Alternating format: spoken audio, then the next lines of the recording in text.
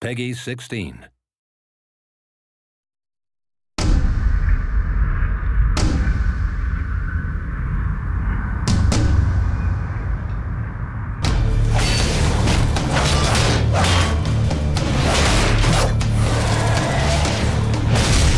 Our original vision for Darksiders was pretty grand, and we weren't able to execute on that fully in Darksiders 1, but Darksiders 2, a lot of the stuff we really wanted to have in there, like loot, like skill trees, leveling up, a big world that you could explore at your leisure, getting new abilities that allow you to then see more of that world. We get to do a lot of that in Darksiders 2, and we're really excited about it.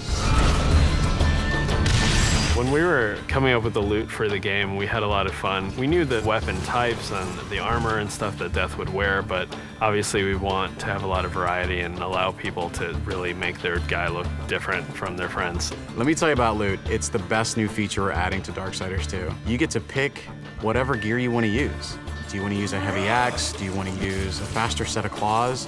Do you prefer extra fire damage? Do you want added strength? Do you want added stamina? There's got to be thousands of pieces of loot. I mean, not only is there a bunch of visual combinations, there's a bunch of statistical combinations. Of course, you're going to find just common stuff, and then you're going to start to find some that have magical properties. You're going to get some that really are loaded up with stats, and eventually, our top tier loot is called possessed weapons, and those are going to be a lot of fun because they stay with you, and you're actually able to take items that you found, and you can feed those items into the possessed weapon to increase their power. Essentially, the possessed weapons level up with you based on how often you feed them with the loot that you don't want anymore. And I think it's that tier of loot that we're introducing that's going to be the most exciting.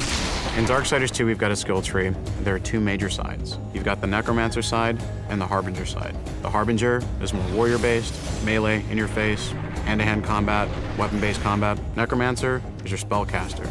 Your big nukes, fire, arcane, lightning, all that cool stuff. There's certainly not a chance to just stand in one place in Darksiders 2. The characters are more aggressive in this game. They're kind of up on top of you very quickly. So one, you have to think a lot quicker than you did on the first one. But because you've got so many different tools to handle that combat now, players can handle it in a lot of different ways. They can hold back and use a lot of the magic if they're not very good at the melee combat, but you can also get in and get through from a very up close and personal style of gameplay. So it's really down to the type of player who's playing the game.